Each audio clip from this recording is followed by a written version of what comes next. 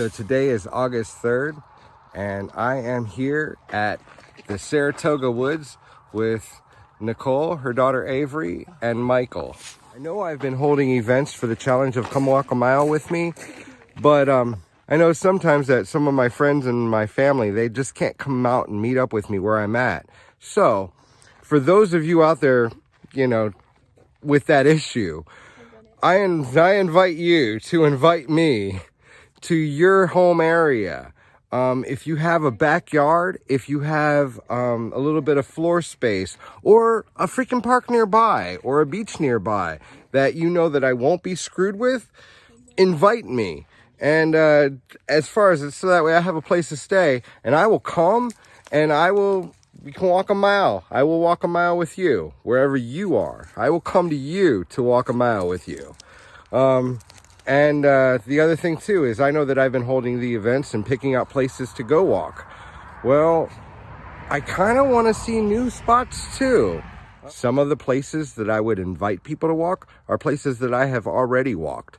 So, you know, if you have a great spot that you would like to show me, I am all down to check that out.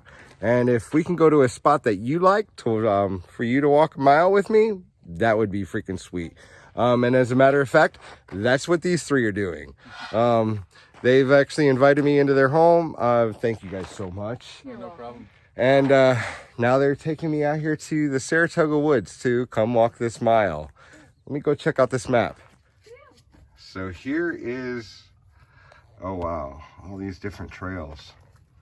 We're gonna be going down the Wintergreen Trail first. Okay, so where is the Wintergreen Trail at? Here? Yeah, we're right here. We're gonna go this way. Okay. And then we're gonna go back towards the Trillo Loop. Okay. And then we'll follow the Trillo Loop up until we get to the Springboard Alley, and cross that way to Bentry Trail, and then come back from down. there we can cross out. We'll follow this out to here, and then that's where the Glacial Erratic is. Oh wow, right on. Yep. I'm pretty darn sure that when I Google this, I'll figure up the mileage, and I'm gonna damn well bet that that's more than a mile. So it's gonna be a little over a mile. Right on, right on. That'll be perfect. That'll be perfect. All right, well let's go check this out. All right. Oh, right on. Some blackberries. Yep. I freaking hell yeah. Hell yeah. Hell yeah. Freaking love blackberries.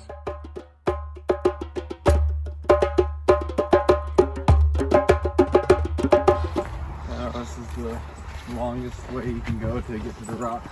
Okay. Yep. Right on. And that's what we refer to it as, the rock. Okay, so it's called the Rock. Yep. That's just the island name for it. Right on.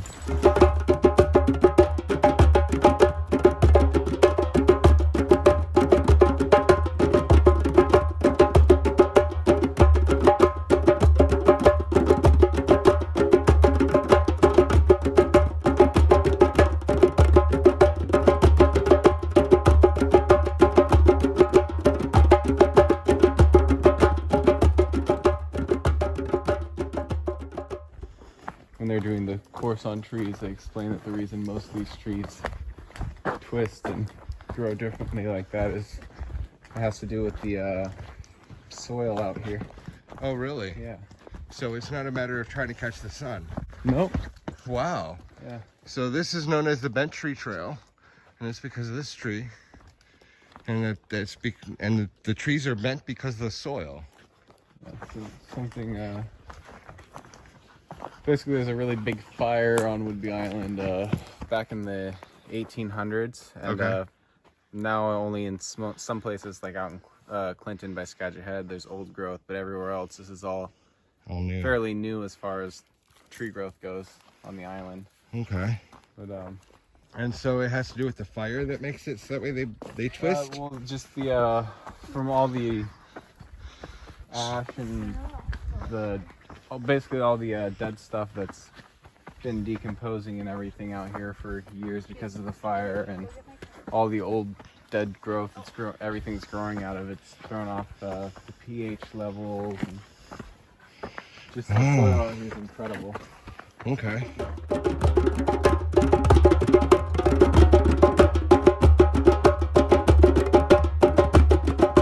This is pretty sweet, guys. This is pretty freaking awesome. Thanks. Yeah, thank you for showing me, really. No problem. I'm glad you like the paths out here. Yeah, actually, there's so many. Like, I could stealth camp right there easily. Pitch my tent and be in heaven for the night. No, back when I was in high school, we used to come out here and camp on top of the rock. Oh, wow. Yeah. Huh. Just climb on top of it. I mean, it's big enough to where you could get 14 people on top of it and sleep comfortably. Oh, shit. Yeah. Right on. I'll have to check out this rock, see if I can climb up it without a rope.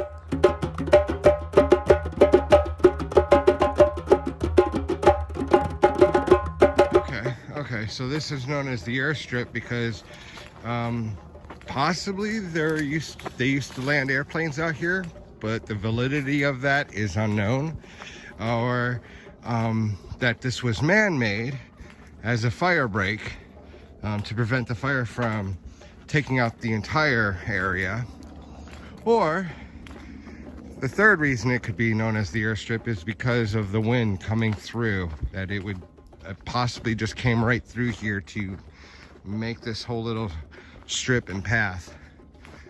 Pretty freaking neat.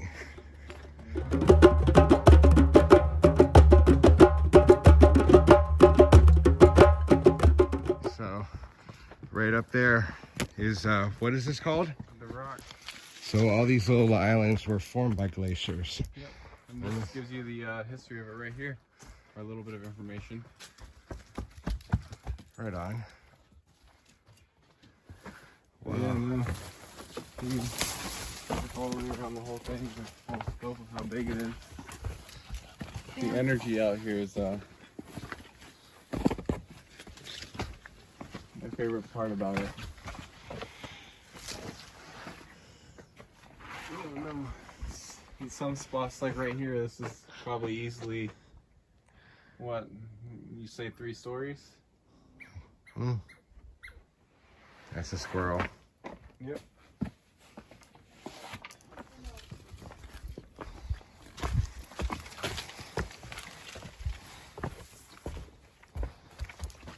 I know this is some of the newer moss.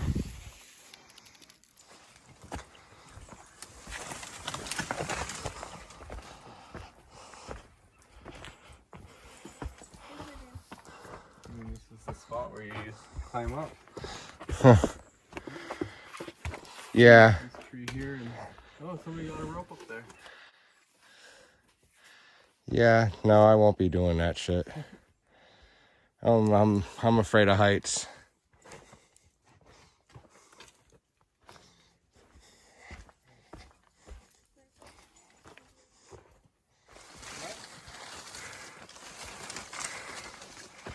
Actually, this looks like a good spot. Can we sit for a second?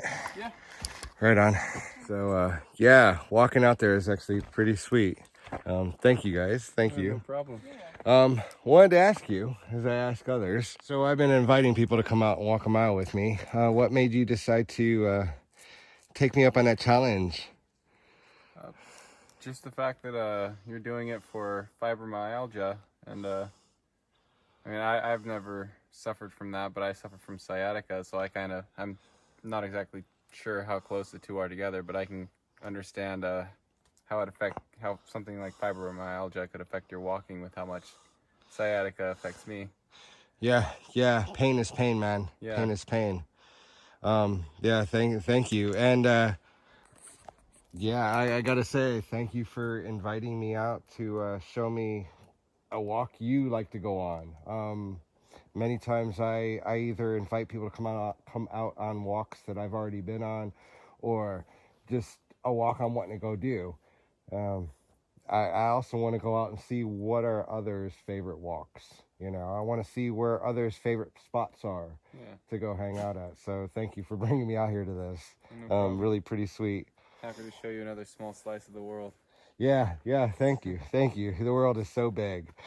All right, guys, we're going to continue on and make our way back to the car. Whew.